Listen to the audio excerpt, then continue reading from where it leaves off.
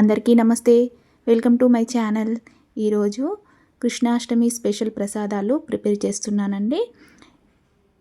మనకందరికీ తెలుసు, కృష్ణుడికి చాలా ఇష్టమైన ప్రసాదం అటుకులతో చేసిన ప్రసాదం అంటే చాలా ఇష్టమని అందరికీ తెలుసు. అలాంటి 3 రకాల ప్రసాదాలు ఈరోజు మీకు నేను చూపించబోతున్నాను. ఈ వీడియో కంప్లీట్గా చూడండి. మీకు నచ్చినట్టయితే please subscribe my channel and నచ్చితే లైక్ చేయండి, షేర్ చేయండి అండ్ ఒక కామెంట్ కూడా చేయండి. మీరు కూడా ఈ ప్రసాదాలు ట్రై చేసి దేవుడికి నైవేద్యంగా పెట్టండి. ఇప్పుడు లేట్ చేయకుండా వీడియోలోకి వెళ్దాం. ఇప్పుడు ఒక ప్యాన్ తీసుకొని దాంట్లో ఒక 1 స్పూన్ నెయ్యి వేసుకోండి. 1 కప్ అటుకులు తీసుకుంటున్నానండి. ఈ అటుకులు మన లావు అటుకులు తీసుకొని వీటిని నెయ్యిలో బాగా వేయించుకోండి. ఈ అటుకులన్నీ క్రిస్పీగా అయ్యే వరకు దూరగా వేయించుకోండి. అటుకులన్నీ ఇలా మెల్లిగా నిదానంగా మీడియం ఫ్లేమ్లో మంటను లో టు మీడియంలో అడ్జస్ట్ చేసుకుంటూ వేయించుకొని ఇందులోనే కొంచెం నేను కొబ్బరి పొడి కూడా వేస్తున్నానండి. దాన్ని కూడా వేయించుకోండి. ఇవి రెండు బాగా వేగాక దీంట్లో ఒక 1/2 కప్ పాలు కూడా వేసుకోండి. పాలు వేసుకొని ఒకసారి బాగా కలుపుకోండి. ఇదంతా బాగా కలిసేటట్టు కలుపుకోండి. దీంట్లోనే ఇక్కడ నేను ఇప్పుడు 1.5 కప్ అవుతుంది కదా, దానికి 1/2 కప్పు బెల్లం తీసుకుంటున్నానండి. ఈ బెల్లం తురుమంతా దీంట్లో వేసుకొని ఒకసారి అంతా బాగా కలుపుకోండి. ఇదంతా బాగా కలిసాక మూత పెట్టుకొని ఒక 5 మినిట్స్ వరకు కొంచెం అటుకులు కొంచెం ఉడికేంత వరకు మూత పెట్టుకొని ఉడికించుకోండి. ఇప్పుడు మూత తీసి చూడండి. అటుకులు చూడండి, కొంచెం ఇలా వేలితో ప్రెస్ చేసి చూడండి, కొంచెం మెత్తపడితే సరిపోతుంది. ఇలా అయితే మనకు ఇది ప్రిపేర్ అయిపోయినట్టేనండి.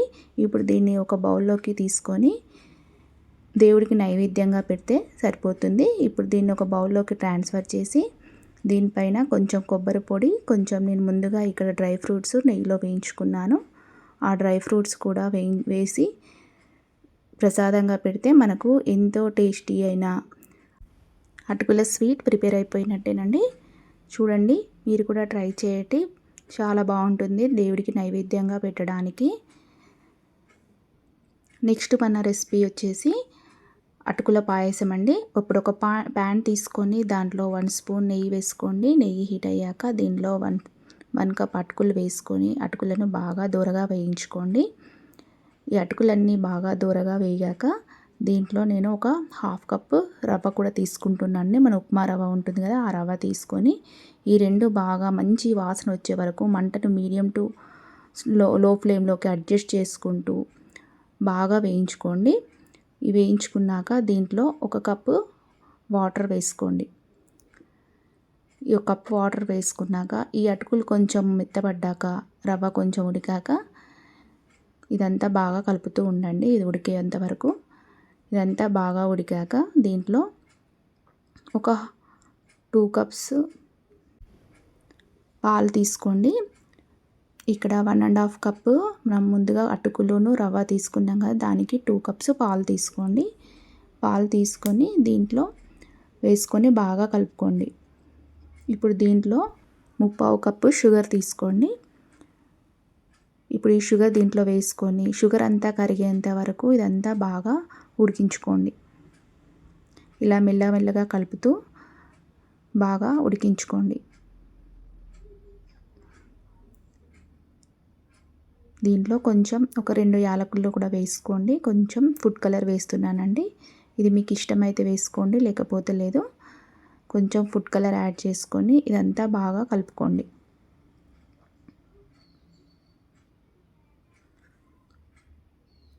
ఇదంతా ఇప్పుడు బాగా ఉడికాక దీంట్లో నేను ముందుగా పక్కన డ్రై ఫ్రూట్స్ నెయ్యిలో వేయించి పెట్టుకున్నానండి. ఆ డ్రై ఫ్రూట్స్ అన్నీ దీంట్లో వేసేసేయండి. వేసేస్తే మనకు ఈ అటుకుల పాయసం ప్రిపేర్ అయిపోయినట్టే. దీన్ని ఇలా వేడివేడిగా దేవుడికి ప్రసాదంగా పెడితే బాగుంటుంది.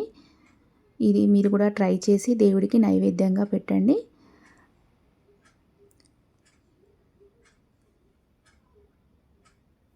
నెక్స్ట్ మన రెసిపీ వచ్చేసి అటుకుల లడ్డు అండి. మళ్ళీ ఒక ప్యాన్ తీసుకొని దాంట్లో 1 స్పూన్ నెయ్యి వేసుకోండి. నెయ్యి హీట్ అయ్యాక దీంట్లో 1 కప్ అటుకులు వేసుకోండి. అటుకులను బాగా దూరగా వేయించుకోండి.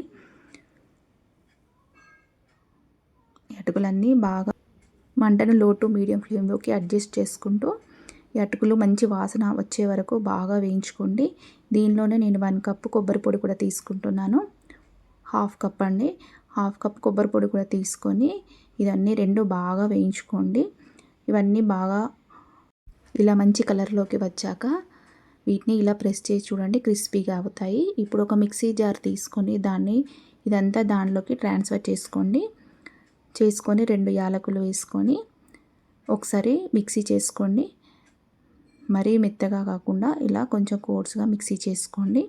ఇప్పుడు మూత తీసి చూడండి, పౌడర్ రెడీ అయింది. ఇప్పుడు దీంట్లో హాఫ్ కప్పు బెల్లం కూడా వేసుకొని మళ్ళీ ఒకసారి మిక్సీ చేసుకొని దీన్ని ఇప్పుడు ఒక బౌల్లోకి ట్రాన్స్ఫర్ చేసుకొని దీంట్లోనే ముందుగా నేను డ్రై ఫ్రూట్స్ నెయ్యిలో వేయించి పెట్టుకున్నాను.